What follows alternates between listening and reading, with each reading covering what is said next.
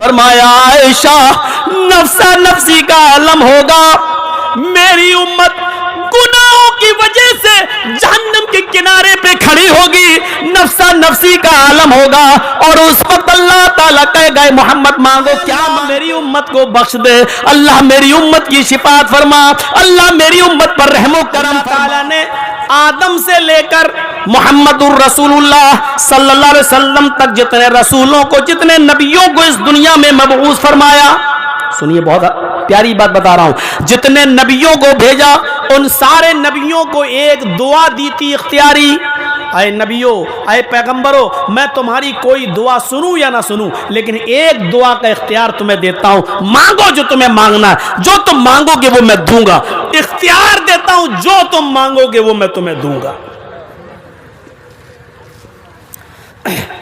لِكُلِّ نَبِيٍّ دَعْوَةٌ وَدَعْوَتِي اختبأت دعوتی، اللہ کے نبی فرماتے ہیں اللہ تعالیٰ نے ہر نبی کو ایک دعا کا اختیار دیا، اس نے دنیا ہی میں وہ اپنی دعا مانگ لی، جتنے نبیوں سے کہا اس نبی نے دنیا ہی میں اپنی دعا مانگ لی اور اللہ نے دنیا ہی میں اس کو دے دیا۔ اللہ تعالیٰ نے محمد الرسول اللہ سے کہا تمہیں بھی اختیار ہے، جو کہو گے میں تمہیں دوں گا، جو مانگو گے میں تمہیں دوں گا، ہر دعا سنوں نہ سنوں یہ میری اوپر ہے لیکن ایک دعا کا اختیار ہے، مانگو کیا مانگتے ہو۔ حضرت عائشہ فرماتی ہیں کہ اللہ کے نبی صلی اللہ علیہ وسلم نے اس دعا کو چھپا لیا کہ نہیں میں دنیا میں نہیں مانگوں گا، میں دنیا میں نہیں مانگوں گا، سارے نبیوں نے مانگ لی۔ حضرت عائشہ کہتی ہیں اللہ کے نبی اللہ نے آپ کو اب اختیار دے دیا ہے دنیا میں دعا مانگنے کا تو مانگ لو، صبح ہم اٹھتے ہیں بھوکے تو شام کو کھانا ملتا ہے، اور شام کو اگر بھوکے سوتے ہیں تو صبح ملتا ہے، شام کو کھاؤں تو صبح بھوکا اور صبح کھا لوں تو شام کو بھوکا سونا پڑتا ہے، اللہ نے اختیار دیا ہے، آئے اللہ کے نبی صلی اللہ علیہ وسلم مانگ لو، مال و دولت مانگ لو، سونا چاندی مانگ لو، دنیاوی زندگی عیش و آرام کے ساتھ گزر جائے، یہ دعا مانگ لو۔ حضرت عائشہ مشورہ دے رہی ہیں کہ مانگ لیجیے، ہماری زندگی اس طریقے سے کیوں کٹے، اس حال میں کیوں کٹے کہ دو مہینے تک گھر میں چولہا نہ جلے، اس حال میں ہماری زندگی کیوں کٹے، اللہ تعالیٰ تو آپ کو اختیار دے رہا ہے کہ ایک دعا ہے مانگ لو۔ اللہ کے نبی فرماتے ہیں عائشہ یہ زندگی تو کیسے تیسے کٹ جائے گی لیکن میں یہ دعا جس کا اختیار اللہ نے دیا ہے وہ میں دنیا میں نہیں مانگوں گا، نہیں مانگی، کہا یہ دعا باقی ہے میری۔ اللہ رب العالمین قیامت کے دن نبی اکرم سے کہے گا تو اللہ کے نبی صلی اللہ علیہ وسلم کہیں گے کہ اللہ سارے نبیوں کو تو نے ایک ایک دعا دی تھی، اختیار تھا کہ جو مانگو دوں گا، انہوں نے دنیا میں مانگ لی لیکن میں نے نہیں مانگی، آئے اللہ وہ دعا میری باقی ہے جو میں آج مانگنا چاہتا ہوں۔ اللہ کہے گا ہاں اے محمد تمہاری ایک دعا باقی ہے، اختیار ہے تمہیں مانگو کیا مانگتے ہو، میں نے وہ دعا قیامت کے دن کے لیے چھپا لی ہے۔ اللہ کے نبی کہتے ہیں قیامت کے دن اللہ مجھے اجازت دے گا اس وقت میں مانگوں گا۔ فرمایا اے اللہ کے نبی قیامت کے دن آپ کیا مانگیں گے؟ اے اللہ کے رسول حضرت عائشہ کہتی ہیں قیامت کے دن آپ کیا مانگیں گے؟ فرمایا عائشہ نفسا نفسی کا عالم ہوگا، میری امت گناہوں کی وجہ سے جہنم کے کنارے پہ کھڑی ہوگی، نفسا نفسی کا عالم ہوگا، اور اس وقت اللہ تعالیٰ کہے گا محمد مانگو کیا مانگتے ہو، میں کہوں گا اللہ میری اختیاری دعا باقی ہے، آج وہ دعا میں اپنی امت کے لیے مانگنا چاہتا ہوں۔ اللہم اشفع امتی، آئے اللہ میری امت کو بخش دے، اللہ میری امت کی شفاعت فرما، اللہ میری امت پر رحم و کرم فرما، میں اپنے گنہگار امتیوں کو قیامت کے دن اللہ سے دعا کر کے ان کو بخشواؤں گا، ان کو جنت کی طرف لے جاؤں گا، ان کو جنت کا مستحق بناؤں گا، اور اللہ مجھے یہ پاور یہ اختیار دے گا۔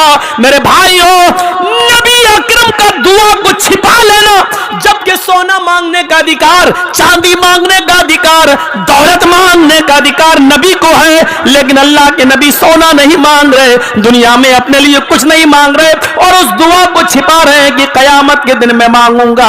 हजरत आयशा फरमाती है नबी अकरम का दुनिया में दुआ न मांगना, उस दुआ को कयामत के दिन के लिए छिपा लेना और कयामत के दिन अपनी उम्मत की शिफाअत करवाना। उस दुआ के जरिए रहमतल लिल उम्मती, ये नबी की अपनी उम्मत के साथ रहमत की दलील है कि रबी अपनी उम्मत के लिए कितना मेहरबान है। उस नबी ने तो अपने लिए कुछ मांगा ही नहीं और एक दुआ का इख्तियार भी दिया तो उसको भी अपनी उम्मत के लिए छिपा लिया, जो क़यामत के दिन मांगेंगे। कितना मेहरबान है वो नबी, कितना मेहरबान है वो नबी। जरा सोचिए मेरे भाइयों, कितना मेहरबान है वो नबी। उस नबी की रहमत भरी तालीमात अगर आप देखेंगे तो दंग रह जाएंगे। अल्लाह के नबी सल्लल्लाहु अलैहि वसल्लम नमाज पढ़ा रहे हैं।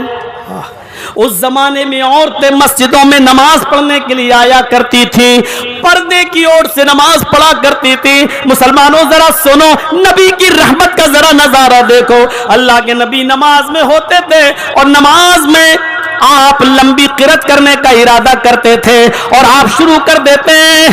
पीछे औरतों के मजमे में जो नमाज पढ़ने आई, किसी बच्चे की रोने की आवाज आती, मुहम्मदुर रसूलुल्लाह वहीं से अल्लाहू अकबर कहकर रुकू करते, छोटी छोटी सूरत पढ़ाकर नमाज पढ़ाकर सलाम फेर देते। मेरे नबी की रहमत को ये भी गवारा नहीं कि मैं लंबी लंबी सूरत पढ़ता रहूं और पीछे मेरी उम्मत की औरत, मेरी उम्मत में रहने वाली औरत अपने बच्चे के लिए परेशान, वो बच्चा रो रहा है, हो सकता है कि वो दूध पीने के लिए रो रहा हो, ये भी हो सकता है कि उस बच्चे के पेट में दर्द हो। मुहम्मदुर रसूलुल्लाह अपनी उम्मत के लिए इतने मेहरबान है, इतने मेहरबान है कि आपने ये हुक्म नाफिज फरमा दिया। आए मस्जिदों में नमाज पढ़ने वाले पढ़ाने वाले मौलवियों, आए मस्जिदों में नमाज पढ़ाने वाले इमामों, तुम्हें अकेले नमाज पढ़ना है तो जितनी लंबी पढ़ना चाहो पढ़ो, लेकिन जब तुम लोगों की इमामत करो तो तुम मुख्तसर नमाज पढ़ाया करो, तुम छोटी नमाज पढ़ाया करो, इसलिए कि तुम्हारे पीछे बूढ़े भी होते हैं, तुम्हारे पीछे नमाज पढ़ने वाले बीमार भी होते हैं, तुम्हारे पीछे नमाज पढ़ने वाले बच्चे भी होते हैं। मेरे नबी की रहमत को यह गवारा नहीं कि तुम लंबी लंबी नमाज पढ़ो और कोई बूढ़ा नमाज पढ़ते पढ़ते गिर जाए। मेरे नबी की रहमत को यह भी गवारा नहीं कि तुम लंबी किरत करो और कोई बच्चा भूख की वजह से रोता रहे और चीखता रहे। मेरे भाइयों, नबी अकरम ने मौलवियों को, इमामों को हुक्म दे दिया कि जब तुम मस्जिद के अंदर नमाज पढ़ाओ तो मुख्तसर और छोटी नमाज पढ़ाओ। ये नबी की रहमत की दलील है, ये नबी की रहमत की दलील है। इतना मेहरबान है वो नबी। मेरे भाइयों, अल्लाह के नबी सल्लल्लाहु अलैहि वसल्लम फरमाते हैं जब तुम बिस्तर पर सोने के लिए जाओ, जब तुम बिस्तर पर सोने के लिए जाओ तो अपने बिस्तर को 3 बार झाड़ लिया करो। उस जमाने में आजकल की तरह लाइटें नहीं थी, लोग बिस्तर पे जब सोते थे तो बगैर झाड़े सो जाते थे। कभी कभी छिपकली वगैरह या मौजी जानवर उस पर पड़ा रहता था जो काट लेता था और डस लेता था, जिसके जहर से वो आदमी मर जाया करता था। मेरे नबी की रहमत देखो कि हुक्म दे दिया कि जब तुम बिस्तर पे सोने जाओ तो बिस्तर को झाड़ लिया करो, झाड़ने के बाद उस पर सोया करो।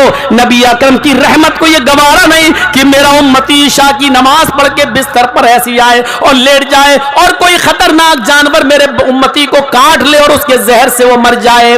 मेरा नबी ऑर्डर देता है, फरमाते हैं मुहम्मदुर रसूलुल्लाह अपने घर पे जब सोने जाओ तो अपना चिराग बुझा दो। उस जमाने में कच्चे मकान हुआ करते थे, अगर चिराग जलता हुआ छोड़ दिया, तेज हवा चली और उसकी चिंगारी उड़कर किसी फूस के मकान में कहीं लग गई तो पूरा मकान जल जाया करता था। फरमाया जब तुम बिस्तर पे सोने जाओ तो चिराग बुझा दिया करो। मेरे नबी की रहमत को यह भी गवारा नहीं कि तुम चिराग जलता हुआ छोड़ दो और सोते रहो। और मुहम्मदुर रसूलुल्लाह सल्लल्लाहु अलैहि वसल्लम हुक्म दे रहे हैं इतनी गहरी नींद में सोते रहो कि हवा चले और चिराग उड़कर तुम्हारे मकान को जला दे, तुम्हारे कपड़े को जला दे, जिसकी आग में जलकर तुम मर जाओ। फरमाया चिराग बुझा दिया करो। ये चिराग बुझाने की हदीस हमारी लाइट पर भी फिट उतरेगी, क्योंकि कभी कभी रात में वोल्टेज हाई आए और शॉर्ट हुआ तो बल्ब की चिंगारी से भी आपका मकान जल सकता है। इसलिए चिराग बुझाने की हदीस लाइट बुझाने पर भी दलील है, यानी लाइट बुझा कर सोया करो।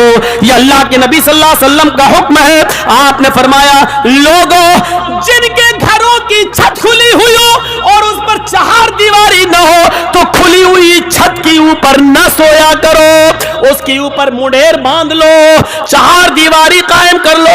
अगर खुली हुई छत है तो छत के ऊपर मत सो जाओ, इसलिए कि नींद में सोता मरता बराबर होता है।